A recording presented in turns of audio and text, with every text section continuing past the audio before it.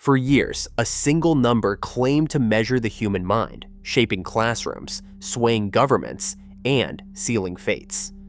But behind that promise was a test built on shaky ground, its roots tangled with flawed science and hidden bias. How did something designed to help turn into a tool for exclusion? The answer starts with what the test was supposed to measure and what it missed. In Paris, 1904, the French Ministry of Public Instruction faced a practical dilemma: how to help children who struggled in school without unfairly branding them for life. Alfred Binet, a psychologist known for his careful approach, was asked to find a solution.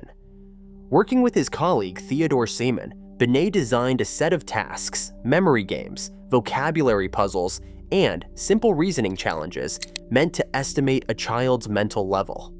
The first Binet-Simon scale, published in 1905, compared a child's performance to what was typical for their age.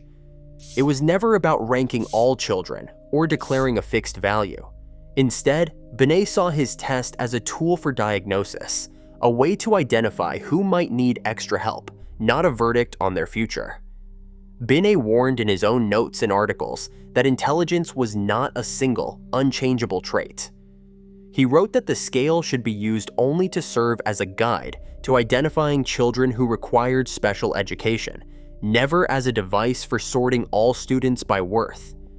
He believed intelligence could grow with training, opportunity, and support.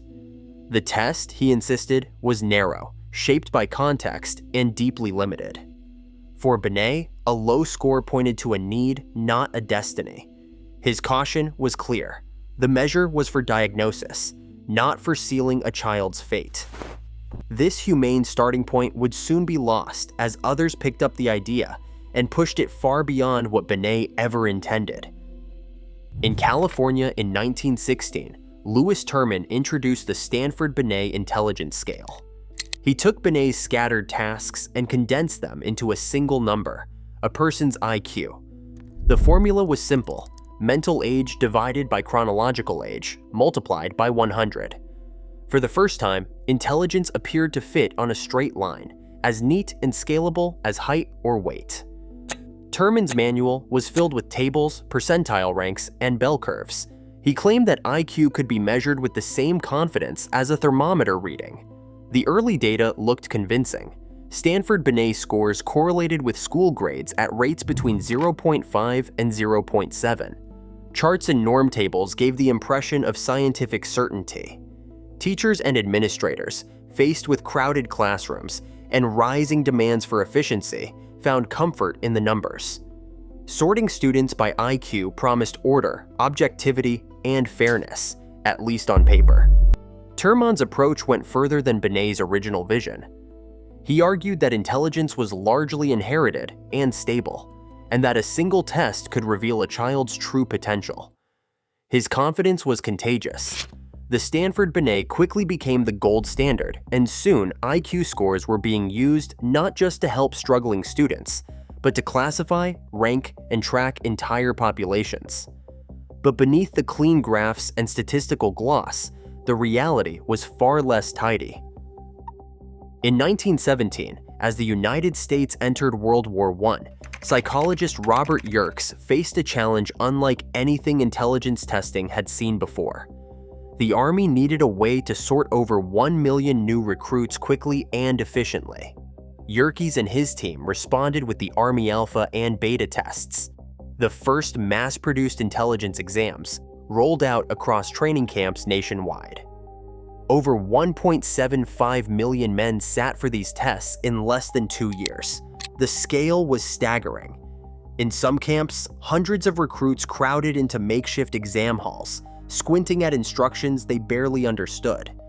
The Alpha test was written and relied heavily on English, packed with questions about American brands, slang, and cultural knowledge. For those who struggled with English or had little formal schooling, the nonverbal beta was offered, but even this alternative was rushed and often misunderstood. Conditions varied wildly from camp to camp. Some examiners read instructions too quickly, and others left test takers confused or anxious.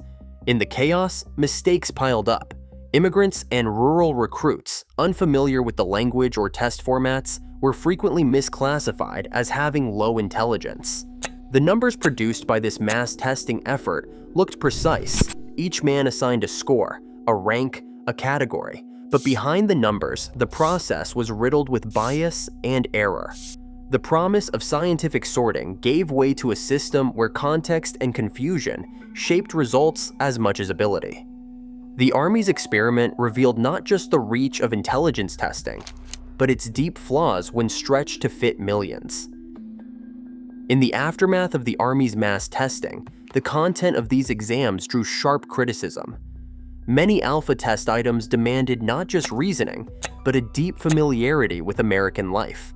Questions about department stores, baseball, and brand names.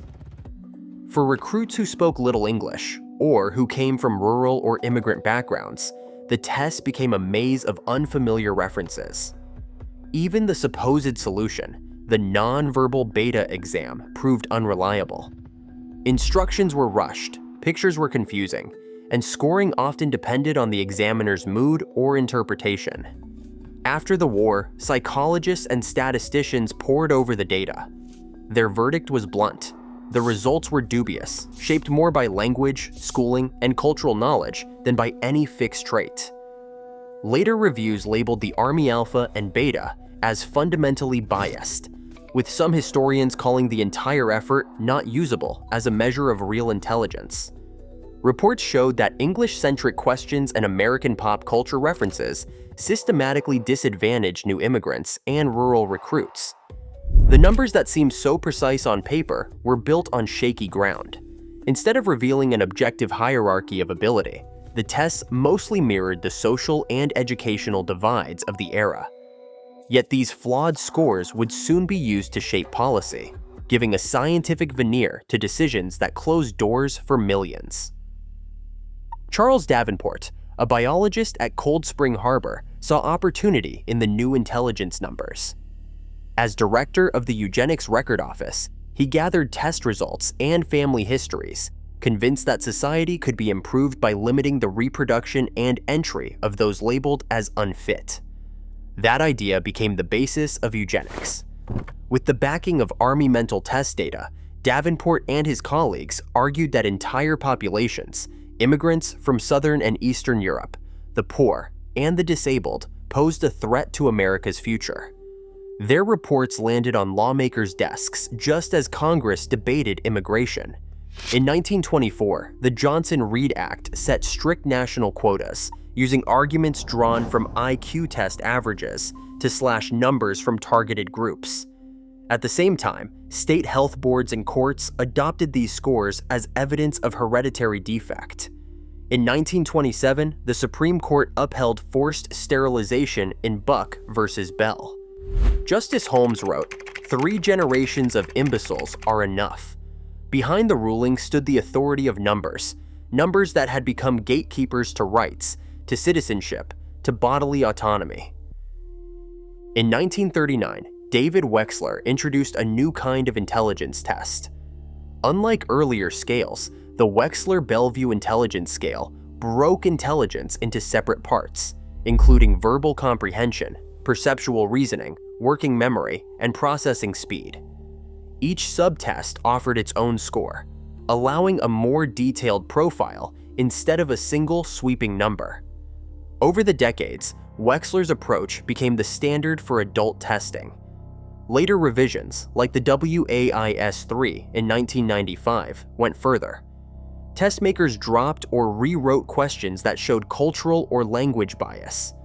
New samples included bilingual and minority groups. Technical teams ran careful checks to spot unfair advantages or disadvantages, using statistical reviews to flag any item that worked differently for different backgrounds. Today, most psychologists agree that no test can be fully neutral. Modern intelligence tests are built on layers of review and transparency.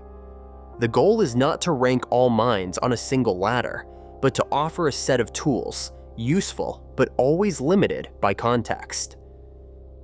Today, test scores still influence opportunity, but decades of evidence show that context, not just ability, shapes results. As schools and employers seek quick answers, the risk of mistaking numbers for truth remains. Intelligence can't be reduced to a single value, and neither should human potential. Share your thoughts below.